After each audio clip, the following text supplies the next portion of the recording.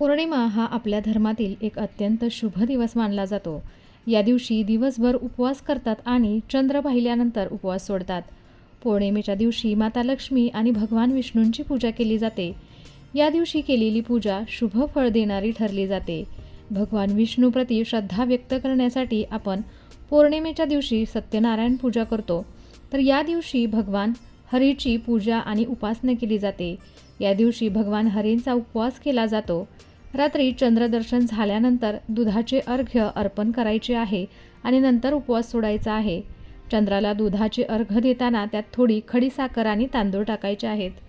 चैत्र पौर्णिमेला भगवान विष्णू आणि देवी लक्ष्मीची पूजा केल्याने सुख, समृद्धी आणि शांती मिळते. चैत्र पौर्णिमेची तारीख, पूजेचा शुभ वेळ, चंद्रदर्शनाची वेळ आणि पूजेच्या पद्धतीची आजच्या व्हिडिओमध्ये आपण माहिती करून घेणार आहोत. नमस्कार, मी पूजा तुम्हा सर्वांचं स्वागत करत आहे पूजाच कॉर्नरमध्ये. चैत्र महिन्यातील शुक्ल पक्षातील पौर्णिमा तिथीला चैत्र पौर्णिमा असे म्हणतात.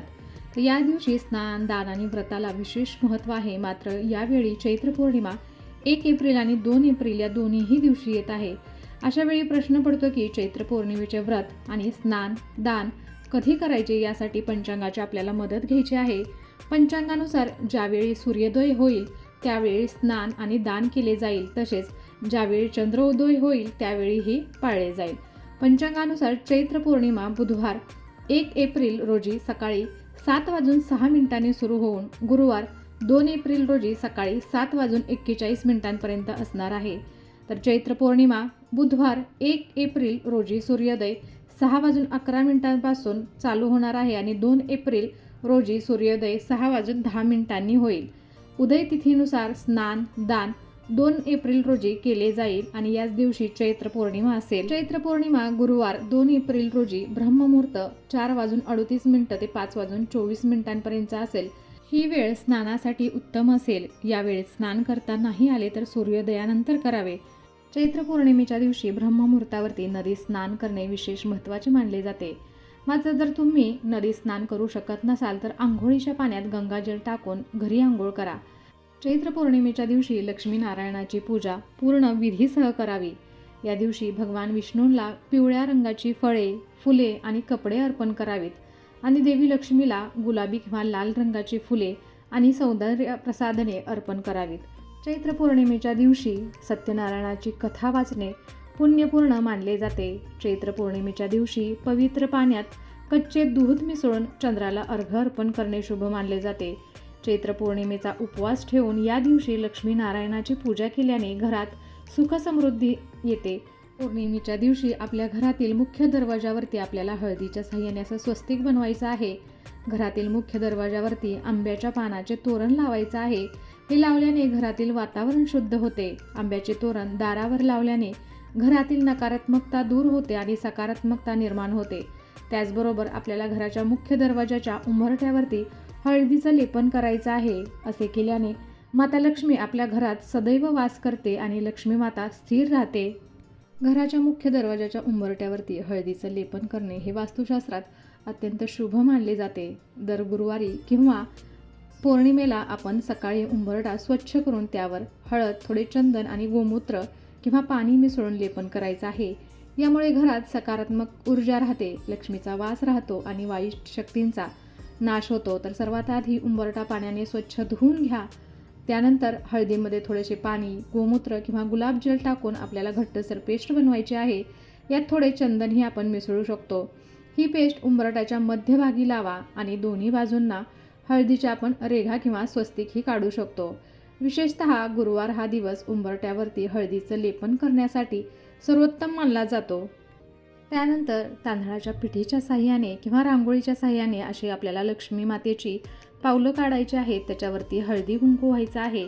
उंबरट्यावरती हळदीचं लेपन हे घरातील सकारात्मक ऊर्जा वाढवण्यासाठी, नकारात्मक शक्ती दूर करण्यासाठी, लक्ष्मीला आकर्षित करण्यासाठी आणि वास्तुदोष व ग्रहदोष दूर करण्यासाठी केले जाते. उंबरट्यावरती हळदीचं लेपन कसं करावं, का करावं याबद्दलची बरीच माहिती आपल्या चॅनलवरती आहे. तरी तुम्ही पाहिली नसेल तर नक्की जाऊन पाहावी. ज्या घरात देवी लक्ष्मी वास करते तिथं सुख, संपत्ती, समृद्धी, विलासिता यांची कमतरता नसते.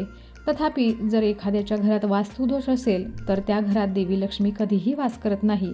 घरात वास्तुदोष निर्माण झाल्यामुळे घरात नकारात्मक ऊर्जा निर्माण होते. त्याचसोबत वास्तुदोषाचा तुमच्या महत्त्वाच्या कामांवर देखील नकारात्मक परिणाम होतो. त्यामुळे असे बरेचसे छोटे छोटे उपाय तुम्हाला माता लक्ष्मीला आपल्या घरामध्ये आकर्षित करण्यासाठी आपण करायचे आहेत. ज्या घरात घाण असते तिथे देवी लक्ष्मी कधीही राहत नाही. वास्तुशास्त्रात स्वयंपाकघर आणि प्रार्थना कक्षाची स्वच्छता देखील महत्त्वाची मानली जाते. जो आपल्या घराच्या स्वयंपाकघरात आणि प्रार्थना कक्षात स्वच्छता आणि शुद्धता पाळत नाही त्याला वास्तुदोषाच्या श्रेणीत ठेवले जाते. अशा घरात लक्ष्मी कधीच राहत नाही.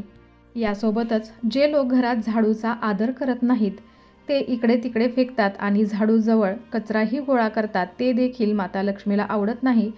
झाडूला घरात योग्य जागा द्या आणि पायांनी लाथा मारू नका, तर लक्ष्मी प्रसन्न होते. म्हणून जर तुम्हालाही देवी लक्ष्मीचा आशीर्वाद मिळवायचा असेल तर घरामध्ये नेहमी स्वच्छता ठेवा.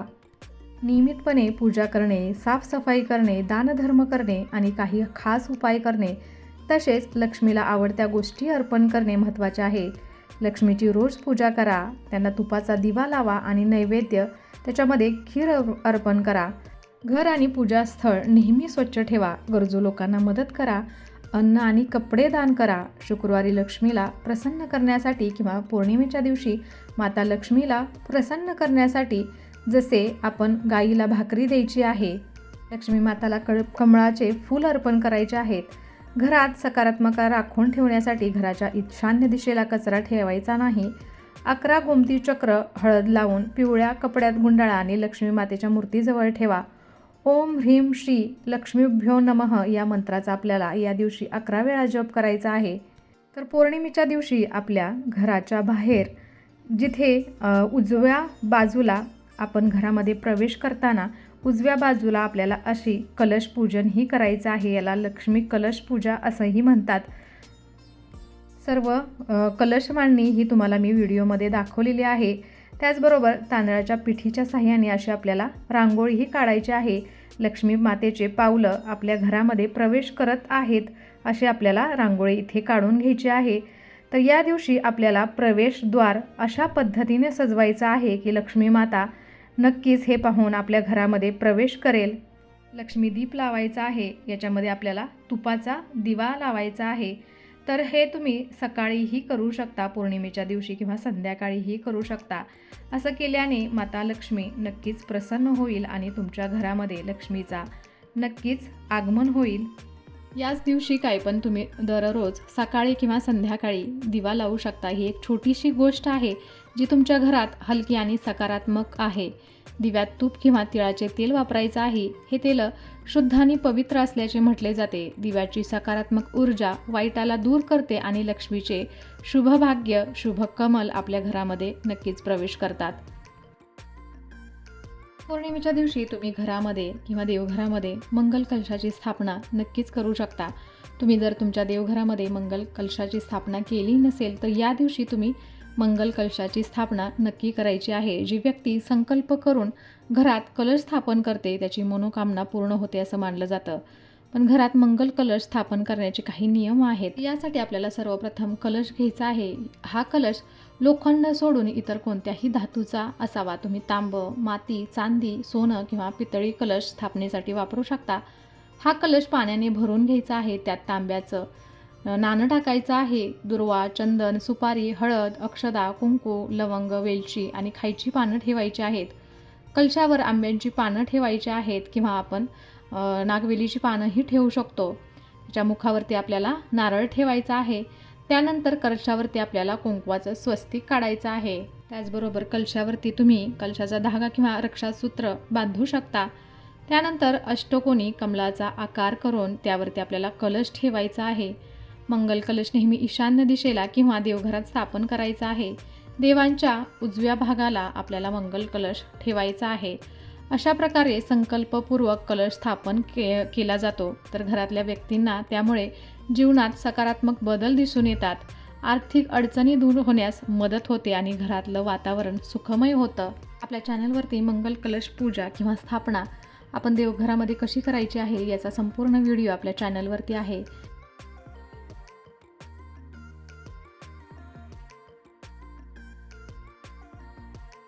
या दिवशी आपल्याला लक्ष्मीनारायणाची पूजा पूर्ण विधीसह करायची आहे.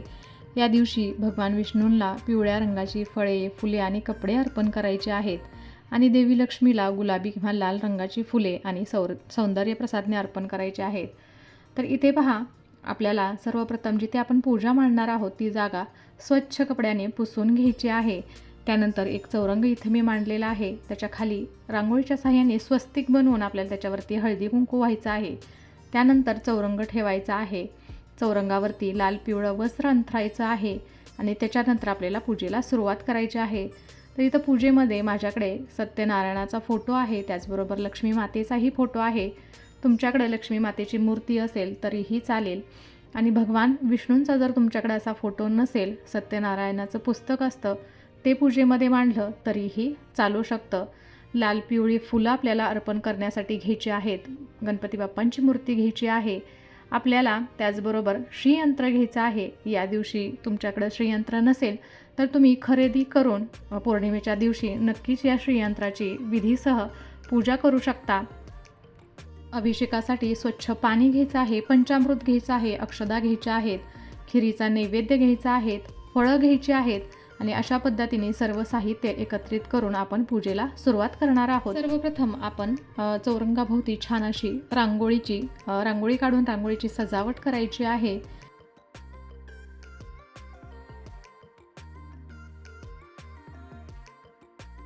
सर्वप्रथम दीप प्रज्वलन करून घेऊया. दिव्याची पूजा करून घ्यायची आहे. अक्षदांच्या आसनावरती असे 2 दिवे ठेवायचे आहेत. तुपाचा किंवा तेलाचा दिवा तुम्ही इथे लावायचा आहे. मी तुम्हाला दाखवण्यासाठी अशी वेगळी पूजा मांडलेली आहे. तुम्ही ही पूजा देवघरामध्येही मांडू शकता. देवघरामध्ये जागा नसेल तर तुम्ही अशी तिथेच जवळ अशी पूजा मांडू शकता. तर सर्वप्रथम आपल्याला गणपती बाप्पांचे पूजन करायचं आहे. गणपती बाप्पाला दुधाने पंचामृताने आपल्याला अभिषेक घालून घ्यायचा आहे. वक्रतुंड महाकाय सूर्यकोटी समप्रभ निर्विघ्नं कुर्मे देव सर्वकार्येषु सर्वदा. त्यानंतर विड्याच्या जोडपानावरती आपल्याला अक्षदा व्हायच्या आहेत आणि अक्षदांच्या आसनावरती गणपती बाप्पांना आपल्याला विराजमान करायचं आहे. गणपती बाप्पांना हळद, कुंकू, अक्षदा, फुलं, दीप, धूप दाखवून आपल्याला गणपती बाप्पांचे हात जोडून आपल्याला पूजन करायचं आहे. यानंतर आपण माता लक्ष्मीचं पूजन करणार आहोत. तर एका तांबणामध्ये माता लक्ष्मीची मूर्ती घ्यायची आहे. माता लक्ष्मीच्या मूर्तीवरती आपल्याला सर्वप्रथम पाण्याने त्यानंतर पंचामृताने अभिषेक घालून घ्यायचा आहे. ओम श्री महालक्ष्मी नमः, ओम श्री महालक्ष्मी नमः असा मुखामध्ये आपल्याला सतत जप करायचा आहे. यानंतर माता लक्ष्मीची मूर्ती आपल्याला कोरड्या कपड्याने पुसून घ्यायची आहे. विड्याच्या जोडपानांवरती अक्षदा टाकायचा आहे. त्याच्यावरती हळदी कुंकू वाहून माता लक्ष्मीची मूर्ती आपल्याला तिथे ठेवायची आहे. माता लक्ष्मीला चंदन, हळदी, कुंकू, अक्षदा, त्याचबरोबर वस्त्र, फुलं अर्पण करायची आहेत. दीप धूप दाखवायचा आहे आणि अशा पद्धतीने आपल्याला माता लक्ष्मीची पूजा करायची आहे. त्यानंतर विड्याच्या जोडपानांवरती आपल्याला सर्व देवांची म्हणून अशी एक सुपारीचं पूजन करायचं आहे. तर या सुपारीला मी पाण्याने आणि पंचामृताने अभिषेक घालून घेतलेला आहे. त्यानंतर या सुपारीची आपण स्थापना करणार आहोत. आपल्याला देवांना फुलं, अक्षदा सर्व अर्पण करायचं आहे. आपल्याकडं सत्यनारायण भगवानांचा जो फोटो आहे, माता लक्ष्मीचा फोटो आहे, या फोटोलाही आपण फुलाच्या साहाय्याने पाणी शिंपडणार आहोत. आपल्याला हा फोटो स्वच्छ पुसून घ्यायचा आहे आणि त्यानंतर आपल्याला या फोटोंची ही पूजा करायची आहे. तर या दिवशी चंद्रपूजन अत्यंत महत्त्वाचं समजलं जातं. तर इथं मी अक्षदांचा असा गोल केलेला आहे आणि त्याच्यावरती आपल्याला सुपारी ठेवून चंद्रदेवाची म्हणून आपल्याला इथे एक सुपारी पुजायची आहे. त्यानंतर आपल्याला घरामध्ये श्रीयंत्र असेल तर अक्षदांच्या आसनांवरती श्रीयंत्र ठेवायचं आहे. त्याच्या आधी आपल्याला श्रीयंत्रावरती पाण्याने आणि पंचामृताने आपण नक्कीच अभिषेक करून घेऊ शकतो. तर तुमच्या घरामध्ये श्रीयंत्र नसेल तर तुम्ही या दिवशी नक्कीच खरेदी करू शकता. तर श्रीयंत्राबरोबर आपल्याला माता लक्ष्मीच्या आवडीच्या गोष्टी म्हणजे कमलकट्ट्याची माळ असेल, गजांत लक्ष्मी असतील तर याचीही पूजा आपल्याला या ठिकाणी करायची आहे. ताजी फुलं अर्पण करायची आहेत. दीप धूप दाखवून आपल्याला माता लक्ष्मीला आणि भगवान विष्णूंना खिरीचा नैवेद्य अर्पण करायचा आहे. देवापुढे हात जोडून प्रार्थना करायची आहे. तुमच्याकडे जे आहे त्याबद्दल आभार मानायला कधीही विसरायचं नाही. पौर्णिमेच्या दिवशी माता लक्ष्मी पिंपळाच्या झाडावरती वास करते असे म्हटले जाते. म्हणून सकाळी आंघोळ करून पिंपळाच्या झाडाला नक्कीच जल अर्पण करा आणि दिवा लावा. मातेला हात जोडून प्रार्थना करायची आहे की आमचे सर्व संकट दूर कर आणि तुझी कृपा सदैव आमच्यावरती राहू दे. तू आमच्या घरी ये म्हणून माता लक्ष्मीला आमंत्रित करायचं आहे. चंद्राच्या आगमनानंतर आपण साबुदाण्याची खीर बनवायची आहे आणि ती खीर चंद्रप्रकाशात ठेवून चंद्राची किरणे त्या खिरीत पडल्यावरती तिला नैवेद्य म्हणून दाखवायचा आहे आणि नंतर तो प्रसाद घरातील सर्व मंडळींनी ग्रहण करायचा आहे. याने घरातील धनाच्या आगमनाचे मार्ग मोकळे होतात. त्याचबरोबर पौर्णिमेच्या दिवशी कर्पूर होम देखील करू शकता. नारळ घेऊन त्यावरती 7 कापराच्या वड्या ठेवायच्या आहेत आणि जमल्यास थोडी पिवळी मोहरी पण टाकायची आहे. तो नारळ घेऊन आपण सर्व कानाकोपऱ्यामध्ये फिरवायचा आहे. कर्पूर होम करत असताना आपण श्री स्वामी समर्थ या मंत्राचं नक्कीच नामस्मरण करू शकता.